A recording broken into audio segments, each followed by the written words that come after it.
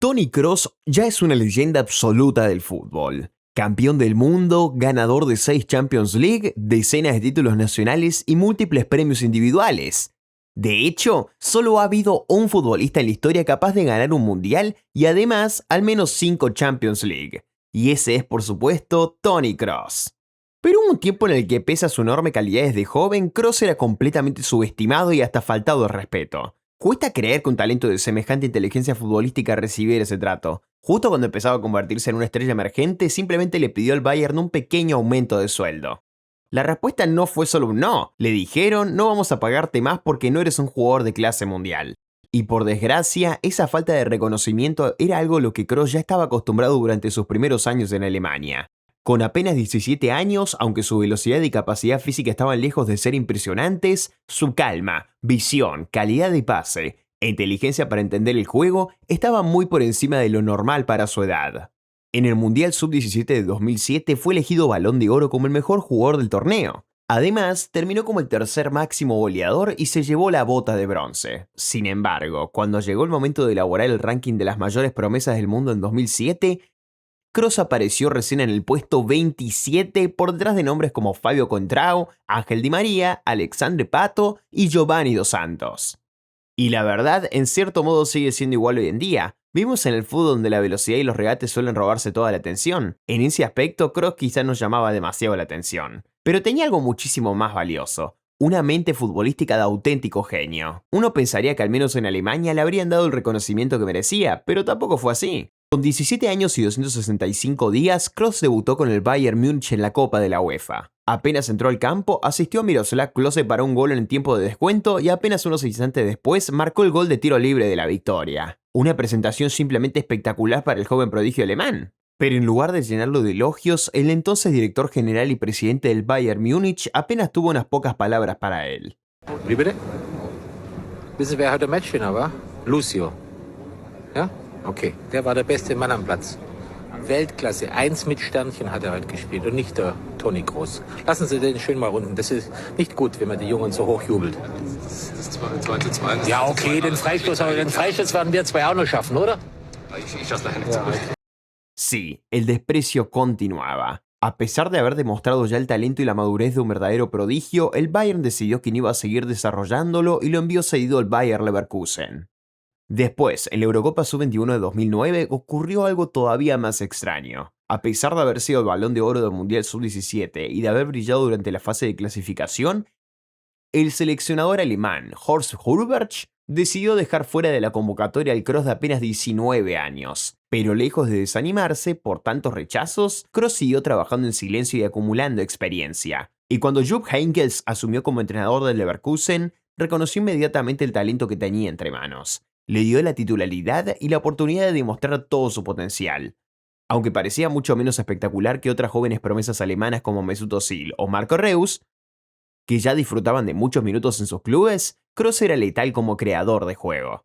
En una racha de apenas 5 partidos marcó 5 goles y repartió 4 asistencias, un nivel que le permitió ganar el premio al jugador del mes tanto en diciembre como en enero. Cuando terminó su préstamo en el Bayer Leverkusen, Kroos quería volver al Bayern y demostrar que tenía todo lo necesario para ser titular en uno de los clubes más grandes de Alemania. Y así fue. Jupp Heynckes asumió como nuevo entrenador del Bayern y naturalmente convirtió a Kroos en un titular habitual, no por favoritismo, sino simplemente porque su nivel lo justificaba. Kroos era la definición perfecta de un francotirador dentro de la cancha, porque como un francotirador no necesitaba correr de un lado al otro, solo tenía que encontrar el momento indicado, apuntar y disparar. Con los pases ocurría exactamente eso. Era capaz de mover la pelota a toda velocidad con una precisión milimétrica y al mismo tiempo darle el peso exacto para que llegara justo donde quería. Además, su capacidad para interpretar los movimientos de sus compañeros siempre estuvo infravalorada.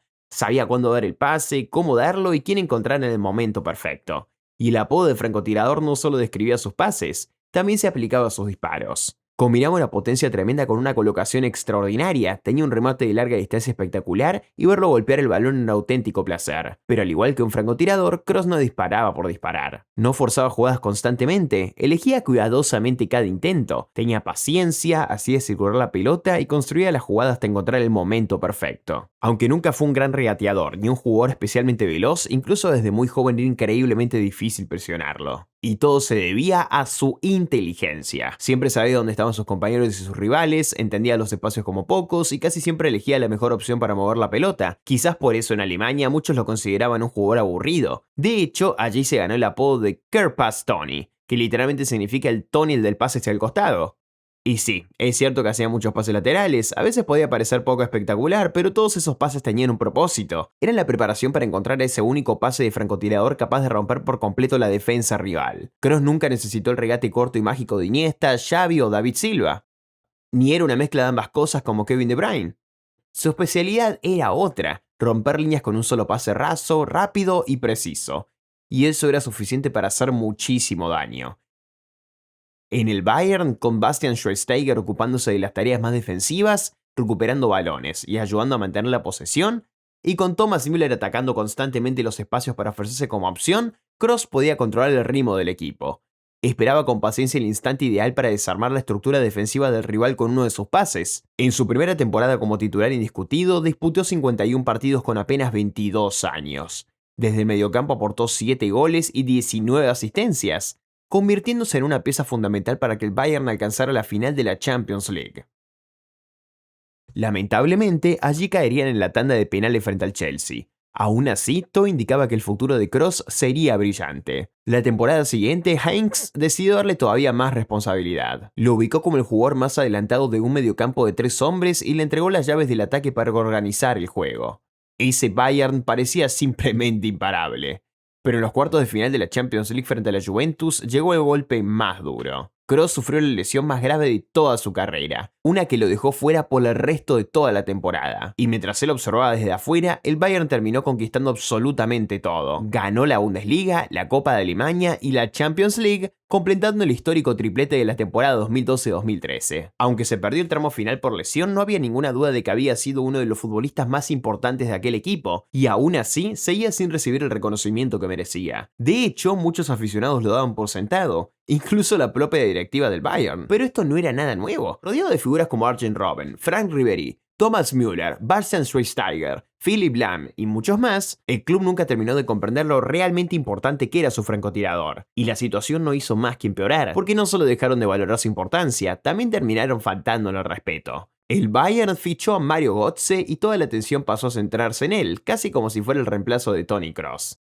Es más, daba la sensación de que el club consideraba a Götze un jugador más valioso que Kroos. Cuando llegó el momento de negociar la renovación de su contrato, Kroos le pidió al director ejecutivo del Bayern, Karl-Heinz Rummenigge, un aumento salarial. Y tenía motivos de sobra. Sabía perfectamente cuánto estaba pagando el club a futbolistas como Mario Götze. En ese momento, Kroos cobraba apenas 6 millones de euros al año y pidió acercarse a los 10 millones. Para ponerlo en perspectiva, esa cifra es aproximadamente lo mismo que el Manchester United llegó a pagarle a Anthony. Y siendo sinceros, un jugador del nivel de Kroos merecía un salario mucho más cercano al que hoy perciben futbolistas como Kevin De Bruyne. Pero el Bayern ni siquiera estuvo cerca de ofrecerle esa cantidad. Su propuesta fue de apenas 6 millones y medio de euros por temporada. Y para colmo le dijeron directamente: no vamos a pagarte más porque no eres un jugador de clase mundial. Una frase que hoy parece completamente absurda, porque si alguien demostró que estaban equivocados fue el propio Kroos. En el Mundial de 2014, con apenas 24 años, fue uno de los jugadores más importantes de Alemania.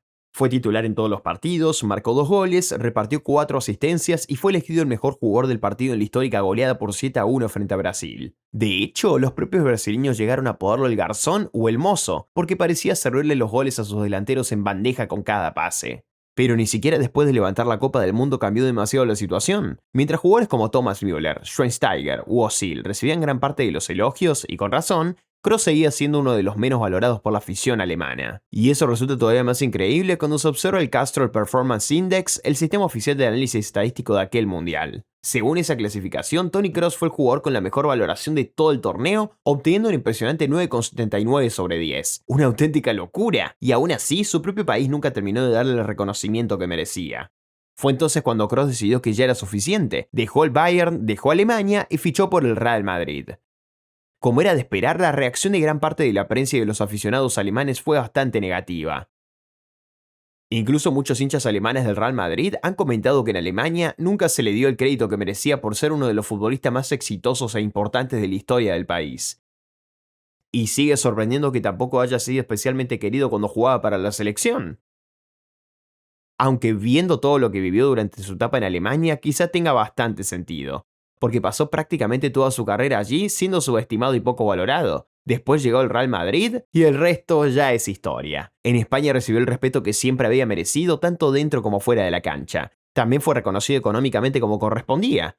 Y respondió de la mejor manera posible. Se consolidó como uno de los mejores mediocampistas de la última década y sin duda como uno de los mejores pasadores que ha visto este deporte. Puede que sus cifras de goles y asistencias no parezcan extraordinarias, pero sus estadísticas de creación de juego y distribución de la pelota son simplemente impresionantes. Toni Kroos es el único futbolista que ha mantenido un 90% o más de precisión de pase durante 10 temporadas consecutivas. Y lo más increíble es que salvo en una de ellas, su porcentaje fue aumentando prácticamente año tras año. Sí, siempre habrá quienes digan que solo daba pases hacia los costados, pero incluso así es imposible negar que Toni Kroos ha sido uno de los mejores pasadores de toda la historia del fútbol. Y difícilmente podría haber elegido una mejor forma de despedirse, se retiró cuando todavía seguía en la cima.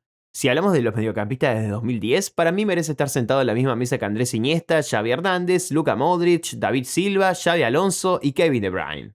Y aunque algunos crean que faltan otros nombres importantes, todos ellos pertenecen a un grupo muy exclusivo de futbolistas que mantuvieron un nivel de clase mundial durante la mayor parte de sus carreras. Jugadores destinados a quedar para siempre en la historia como auténticas leyendas del mediocampo.